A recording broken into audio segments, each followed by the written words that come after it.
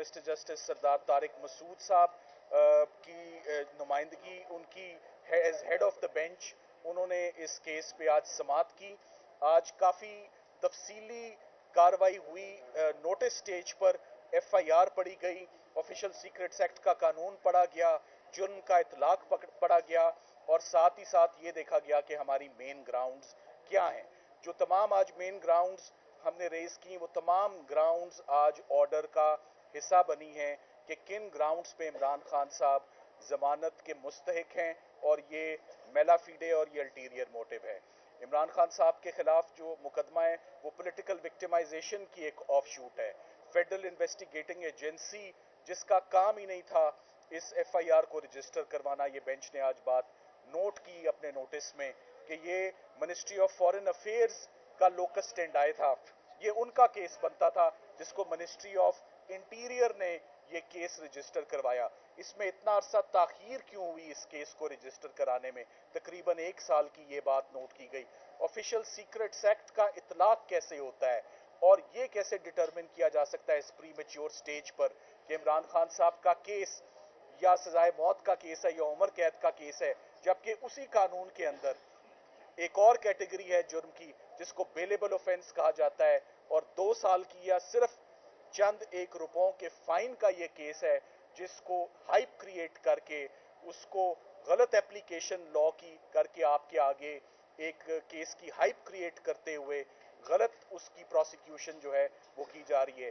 ساتھ ہی ساتھ آج بینچ نے یہ نوٹ کیا کہ جو کسٹوڈین ہے جس کے پاس جو پرنسپل سیکرٹری تھے اعظم خان صاحب, ان کا بیان ریکارڈ کیا جاتا ہے. شروع میں وہ ایف آئی آر میں ملزم گردانے جاتے ہیں اور بعد میں فیڈرل انویسٹیگیٹنگ ایجنسی میلا فیڈے سے انہی کو ملزم کا سٹیٹس ان کا چینج کر کے ان کو گواہ بنا دیتی ہے اور ان کا 164 کا بیان ریکارڈ کر دیتی ہے.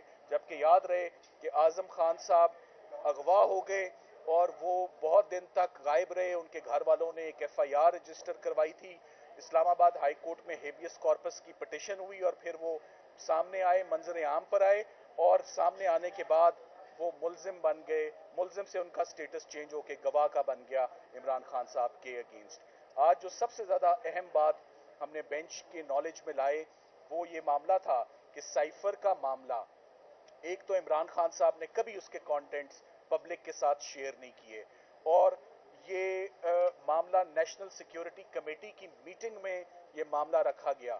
33 دن تک عمران خان صاحب وزیر اعظم رہے, 33 دن تک یہ سائفر ان کے پاس رہا, اور ایک میٹنگ ہوتی ہے نیشنل سیکیورٹی کمیٹی کی, آفیشلی ڈی کلاسیفائی ہوتا ہے سائفر, اور ڈی کلاسیفائی ہونے کے بعد یہ ڈی مارش کیا جاتا ہے. ڈی مارش کا مطلب ایک احتجاج کیا جاتا ہے, ایک پروٹیسٹ کیا جاتا ہے یو ایس ایمبیسی سے کہ یہ ان ڈپلومیٹک لینگویج اس میں استعمال ہوئی ہے, آبجیکشنیبل لینگویج استعمال ہوئی ہے, اور ایک پروٹیسٹ جو ہے وہ لانچ کیا جاتا ہے جس کو دوسرے وزیر اعظم بھی جب وہ آتے ہیں تو وہ بھی اس کو اپروو کرتے ہیں کہ سائفر کے کانٹینٹس جو ہیں وہ آبجیکشنیبل ہیں. سو ایک ایسا معاملہ جو آفیشلی ڈی کلاسیفائی ہوتا ہے کیبنٹ کے آگے, ایک ایسا معاملہ جو نیشنل سیکیورٹی کمیٹی کے آگے رکھا جاتا ہے, ایک ایسا معاملہ جو جس پہ ڈی مارش کیا جاتا ہے, وہ پھر کس طرح ایک ایف آئی آر کا حصہ بن سکتا ہے؟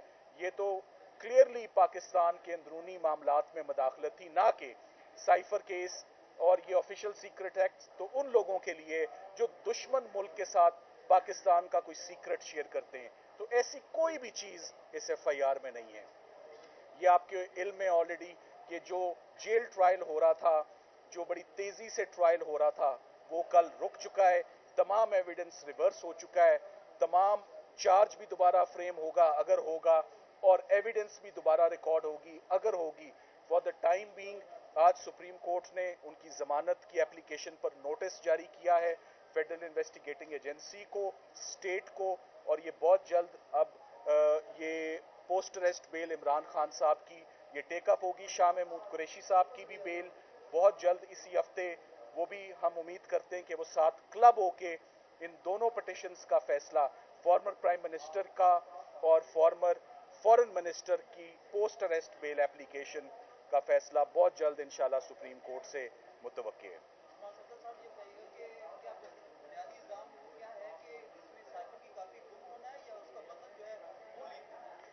देखिए, बुनियादी इल्ज़ाम तो 3-4 उन्होंने इल्ज़ाम लगाए। एक इल्ज़ाम तो ये है कि जो प्राइम मिनिस्टर ऑफिस की कॉपी है वो वापस नहीं आई। तो एक कॉपी वापस ना आने के ऊपर अगर एक वज़ीर आज़म को अंदर जेल में रखा हुआ है तकरीबन 80-90 दिन से, तो ये बड़ा अनफॉर्चुनेट है। और दूसरी बात कि ये कंटेंट्स इसके पब्लिक के साथ शेयर किए गए जो कि हरगिज़ नहीं शेयर किए गए। आपको नहीं मालूम होगा कि क्या शेयर किए गए। तो एट बेस्ट वो बताया जाता है जी कि किसी पब्लिक गैदरिंग पर उन्होंने एक कागज लहराया जो कि अस्यूम किया जाता है, प्रिज्यूम किया जाता है कि वो साइफर था। कोई चीज पब्लिक के साथ शेयर नहीं होती। जो होता है बाय द बुक होता है, और जो होता है वो नेशनल सिक्योरिटी कमेटी के आगे रखा जाता है।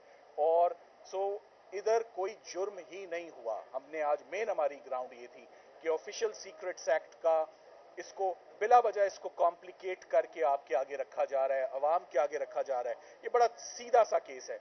मगर इमरान खान साहब के ऊपर जितने भी केसेस हैं वो सारे कॉम्प्लिकेटेड केसेस ही आ रहे हैं। फॉरेन फंडिंग का केस हो तो वो घुमा के पेश किया गया। तोशा खाना का केस है वो भी घुमा के आया।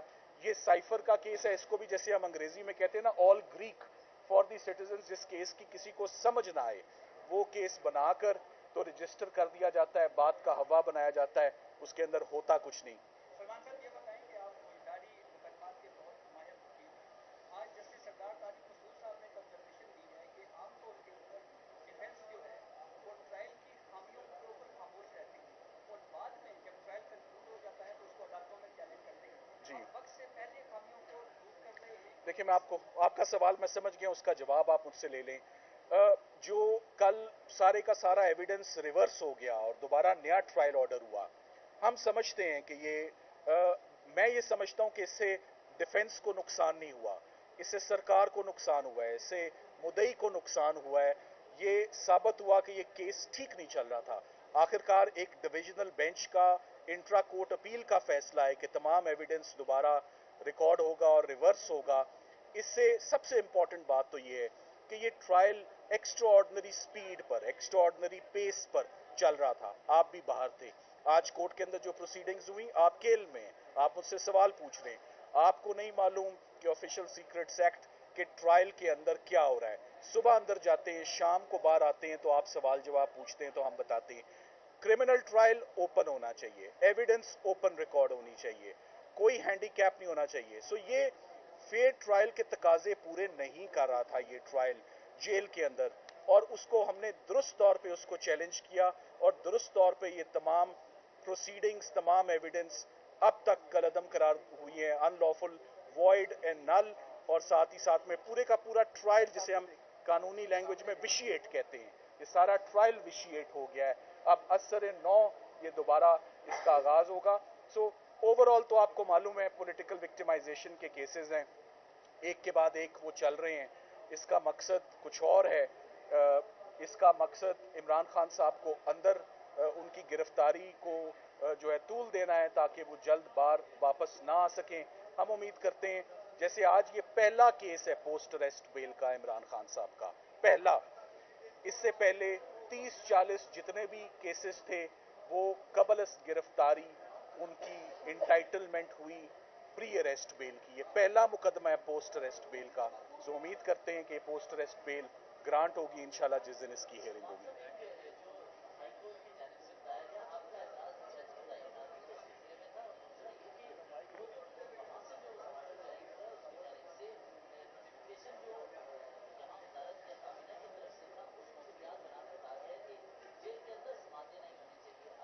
देखिए, अभी तक का जो ऑर्डर आया है उसमें जज साहब की तैनाती को दुरुस्त करार दिया गया है, मगर ये 3 सफ़ों पे ऑर्डर है। अभी तफसीली ऑर्डर जो है ये आना है।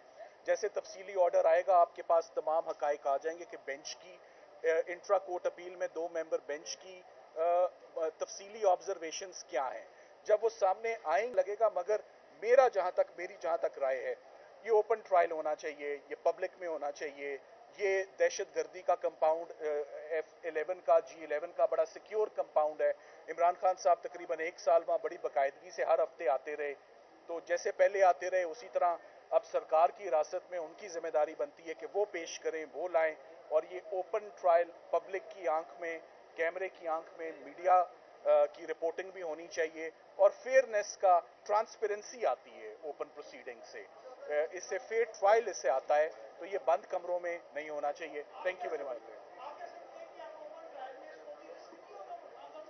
دیکھیں سیکیورٹی رسک پہلے بھی تھا، مگر جو زیادتی اندر ہو رہی ہے، وزیر آباد کا واقعہ آپ کے علم میں ہے، وزیر آباد کے واقعے میں آلریڈی ان کے اوپر ایک اٹیمپٹ ہو چکی ہے، مگر پولیس کی ذمہ داری ہے جیسے وہ تمام قیدیوں کو روزانہ کے حساب سے جیل سے کورٹ میں پیش کرتے ہیں، اسی طرح عمران خان صاحب کو بھی کوئی اسپیشل ٹریٹ نہ کیا جائے، like common citizen, like common person facing criminal case, ان کو بھی ویسے ہی پروڈیوس کیا جائے اور لا کے وہ ویسے ہی کیس ہو.